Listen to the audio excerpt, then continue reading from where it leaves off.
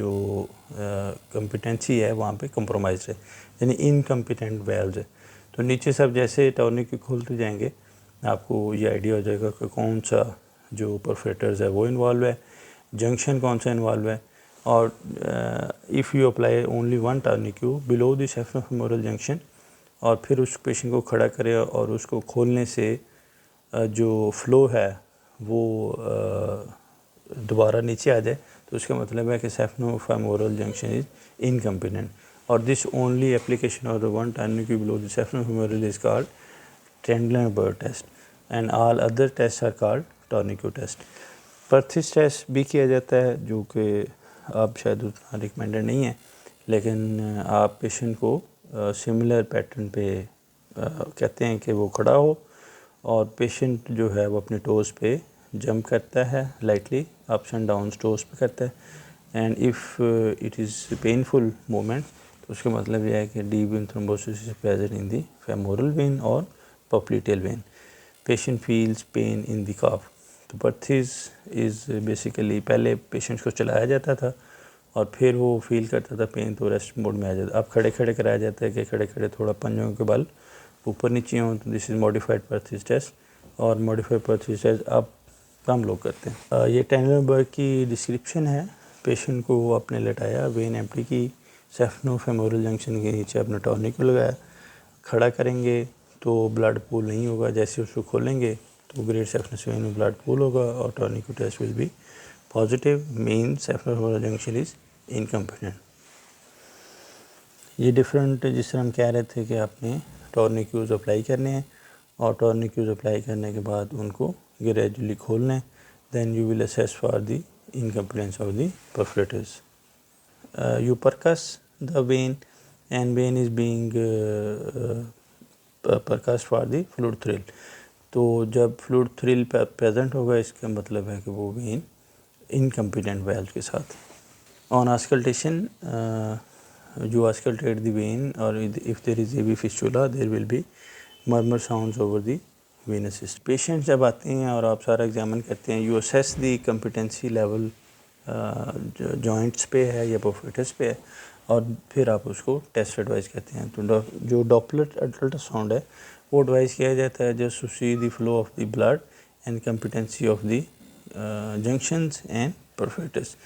Duplex is helpful by seeing the color of the blood. Venous blood flow shows the blue color and arterial red color.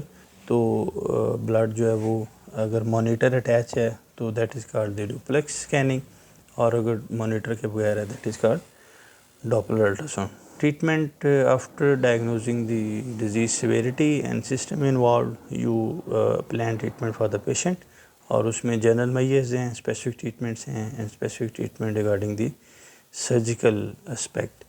जो general measures में we advise patients, हम patient को ये advice करते हैं कि वो long standing को अवॉइड करें, वेट लॉस करें, वेट को कम करें, और compression stockings are advice to the patients which are graduated, जिस तरह पिक्चर शो कर रही है। जैसे जैसे आप नीचे आएंगे एरोज जो है वो लंबे होते हैं और 100% प्रेशर है, जैसे जैसे ऊपर जाएंगे above the calf, above the knee, तो प्रेशर कम है, starting from the 50% up to the 100%. Calf pump is being reinforced by implementation of the compression stockings. Patient को लेग एलिवेशन भी एडवाइस किया जाता है, और अगर पेशेंट इन वजह से उसकी सिम्टम्स बेहतर हो जाती हैं then you can prolong this treatment for weeks and months even, and surgery is not indicated if conservative management is successful. Certain interventions are done like injection sclerotherapy with sodium tetradecyl, और small veins के लिए suitable है, only below the knee not above the knee.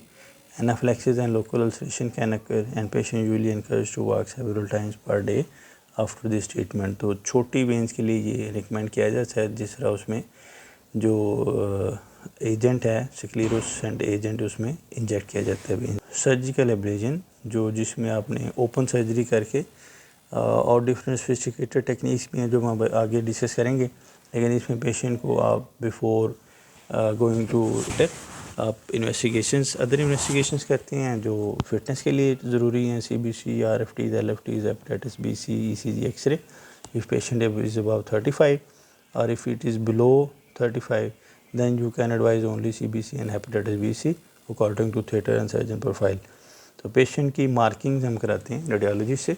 आप picture में देख रहे हैं कि veins have been marked with the blue temporary mark. Tributaries are ligated and divided during the surgery. Incision is given over the femoral triangle and femoral ring, जहाँ पे great saphenous vein जो है वो femoral junction के साथ मिल रही होती है.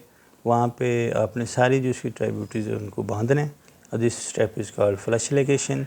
Then you put a stripper into the great saphenous vein and vein is stripped up to the mid of the calf, where cause foot is being formed by the great saphenous vein. Perforators are separately dealt with, which is called multiple phlebotomies and multiple phlebectomies, and all the venous system is out, ठीक है, due to this surgery. तो जो भी system सारा involve होता है great saphenous and disjunctioning the great saphenous vein with the femoral vein. तो this step is called flush ligation, stripping and multiple phlebotomies. ये आप पिक्चर देखें तो स्ट्रिपर जो है वो वेन में जा रहा है, ठीक है. वेन को आप निकाल देते हैं and the calf incisions are done given by the ligating the perforators. Patient को बाद में हम क्रे बैंडेज एडवाइस करते हैं, उसको मोबिलाइज कर लेते हैं ताकि वो प्रोलॉन्ग इमोबिलाइजेशन की वजह से उसको डीवीटी डेवलप ना हो. Surgical ablation of the saphena varix. Saphenous varix is dilated tortuous upper end of the great saphenous vein at the junction of the saphenofemoral junction. So excision can be done of the saphenous varix with massively dilated segment of the saphenous vein at the saphenofemoral junction. और जो थोड़ी नीचे वाली picture है वो show कर रही है कि the bulk of the saphenous varix has been excised.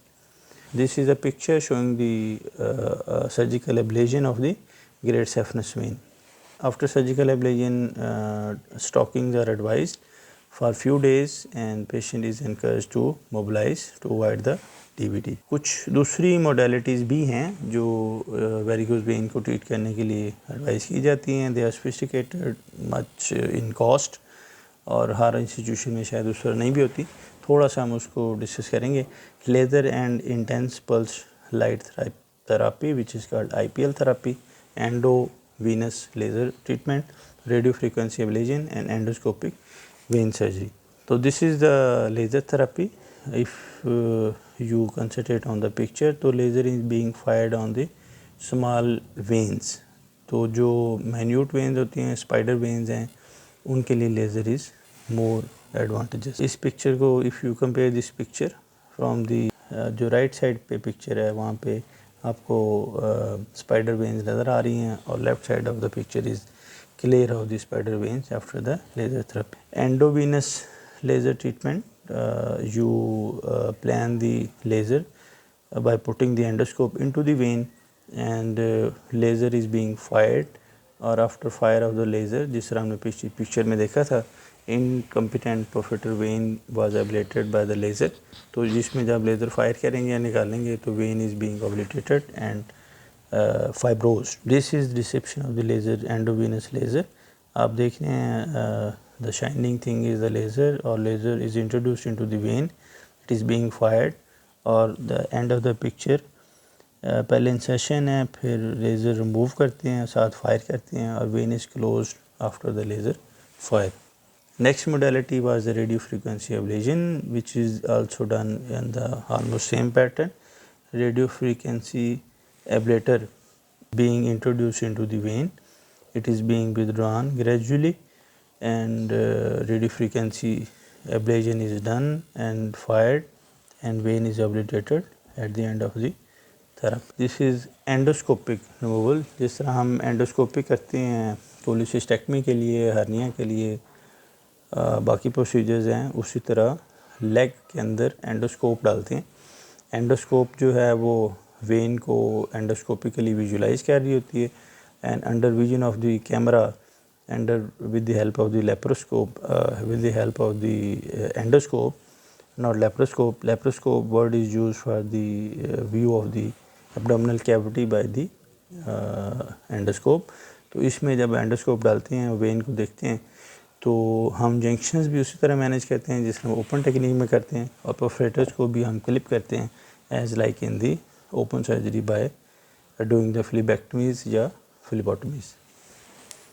Endoscopic Venus surgery का जो बेनिफिट है वो ये है कि incision is not too long, छोटे इंसिजन होते हैं, पेन कम होती है, patient can be mobilize early and cosmetically is looking good as compare to the open surgery. Prognosis is good, ठीक है। सबसे जो इफ़ेक्टिव ट्रीटमेंट है वेरिकोज वेन की वो सर्जरी है। बाकी आप जितने भी मेजर्स कर लें, कंजर्वेटिव मेजर्स हैं, स्मॉल इंटरवेंशन हैं, सोफिस्टिकेटेड मैनर्स हैं, but the surgery, open surgery as a last resort is the most successful treatment for the varicose veins. And varicose veins that develop during pregnancy generally, बहुत सारे patient ये सवाल कहते हैं कि pregnancy में जो डेवलप हुई है उनके लिए कुछ करना है, तो उनके लिए ट्रीटमेंट जो है वो कंजर्वेटिव मैनेजमेंट ही होती है, रीश्योरेंस होती है। जैसे प्रेगनेंसी का टाइम ओवर होता है वो वेरिकोज वेन जो है वो रिजॉल्व हो जाती है। तो आज के लेक्चर का जो मकसद है वो ये था कि जिस पेशेंट्स को इस तरह की वेरिकोज वेन डेवलप हो और वो उसको सिम्टम्स आ रही हों और तंग आ रही हों, उनको जनरल सर्जन से रब्ता करना चाहिए।